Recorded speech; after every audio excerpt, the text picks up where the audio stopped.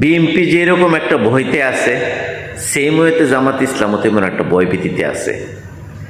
আপনারা জানেন জামাত ইসলাম বর্তমানে এক খাদের কিনারায় আছে। জামাত ইসলাম দীর্ঘ 54 বছরে এককভাবে যেমন রাজনীতিতে আসে নাই, তাদের একটা শিকড় ছিল, হয় কোনো সময় বিএনপির সাথে অথবা কোনো সময় আওয়ামী লীগের সাথে শিকড় ধরে তারা রাজনীতি করছে। এবছর পুরো এককভাবে বাংলাদেশের একদিকে সারা বাংলাদেশের সাইবার ক্রাইমে যদি আপনি অনলাইনে দেখেন, একটা পক্ষ এভাবে গত 14 মাসে তুলে ধরছে, একটা জামাত ইসলাম পক্ষ আর একটা পুরো বাংলাদেশের একটা পক্ষ। দুইটা পক্ষ নিয়ে যদি কোনো ক্রমে জামাত ইসলাম একবার ক্ষমতায় না আসতে পারে, তাদের অস্তিত্ব যেরকম হুমকির মুখে।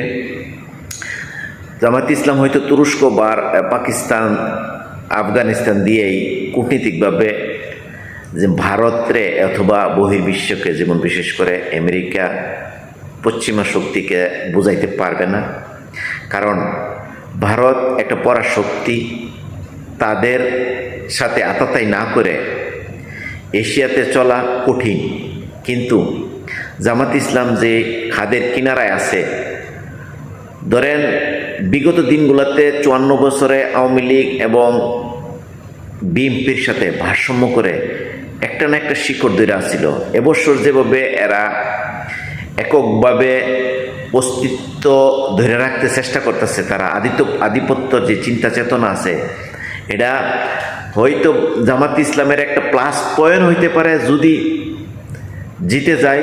আর হেরে গেলে জামাত ইসলামের অস্তিত্ব নিয়ে বড় এক হুমকির মুখে আছে। কারণ একদিকে জিতলে বিএনপি এবং ভারত, আওয়ামী লীগ, তিনটা শত্রু তাদের পিছনে।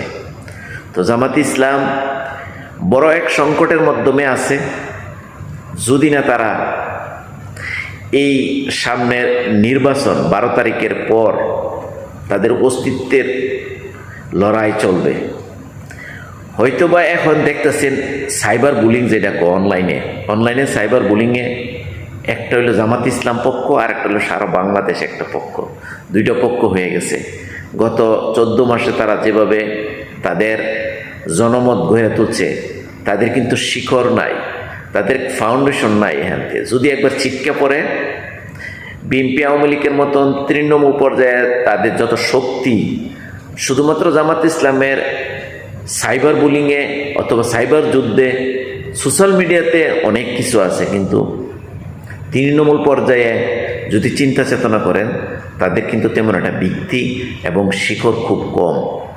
তো আশা করি জামাত ইসলাম যারা করেন, হয়তো তারা অনুভব করতে পারবেন আপনাদের যে সাহসটা যোগাইছেন, সাহসের পিছনে যে একটা শিকড় লাগে, এই শিকড়টা কিন্তু খুব সন্নিকটে, যে কোনো মুহূর্তেই এই শিকড় যদি সইরা যায়, জামাত ইসলামের জন্য দুর্ভাগ্য হইতে পারে।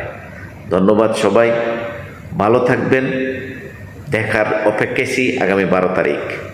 আসসালামু আলাইকুম।